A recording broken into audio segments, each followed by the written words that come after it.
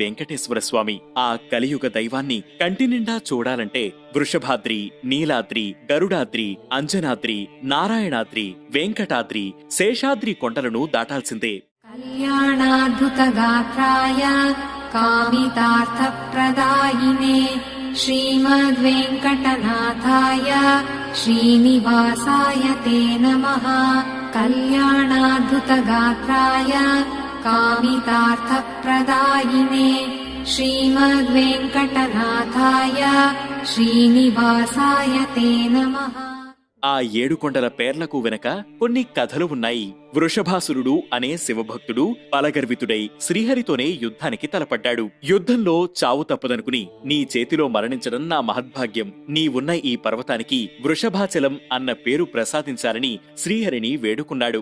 స్వామి ఆ వరం ప్రసాదించి అతణ్ణి వధించాడు. స్వామివారికి తొలిసారిగా తన తల నీలాలు సమర్పించిన భక్తురాలి పేరు నీలాంబరి. ఆమె భక్తికి పరవశించిన స్వామివారు సప్తగిరులలో ఓ కొండకు ఆమె పేరు పెట్టారని ప్రతీతి. శ్రీ మహావిష్ణువు హిరణ్యాక్షుణ్ణి సంహరించిన తర్వాత గరుత్మంతుణ్ణి పిలిచి తన క్రీడాద్రిని తీసుకురమ్మని ఆదేశిస్తాడు. ఆయన ఆజ్ఞ మేరకు గరుత్మంతుడు దాన్ని తెచ్చినందువల్లే ఇది గరుడాచలం, గరుడాద్రిగా ప్రసిద్ధి పొందింది. సంతానం కోసం అంజనాదేవి వెంకటాచల క్షేత్రంలో తపస్సు ఆచరించింది. దాంతో ఆమె గర్భాన్ని దాల్చి ఆంజనేయుడికి జన్మనిచ్చింది. అందుకే ఈ పర్వతం అంజనాద్రిగా ప్రసిద్ధి పొందింది.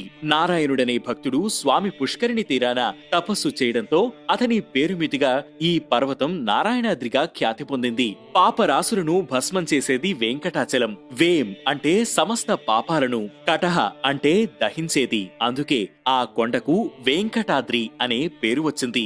ఓసారి ఆదిశేషుడికి వాయుదేవుడికి మధ్య ఎవరు గొప్పనే వివాదం రేగింది. నీకు శక్తి ఉంటే నన్ను కదుల్చు అంటూ ఆదిశేషుడు కొండను చుట్టుకున్నాడు. వాయుదేవుడు అతణ్ణి విసిరివేయగా పర్వతంతో పాటు ఇక్కడికి వచ్చి పడతాడు. ఓడిపోయిన చింతతో ఉన్న ఆదిశేషుణ్ణి శ్రీనివాసుడు ఓదార్చుతూ నిన్ను ఆభరణంగా ధరిస్తాను, నీ పేరుతో ఈ క్షేత్రం ప్రసిద్ధి పొందుతుందని వరమిచ్చాడు. దీంతో అది శేషాద్రిగా ప్రసిద్ధి పొందింది.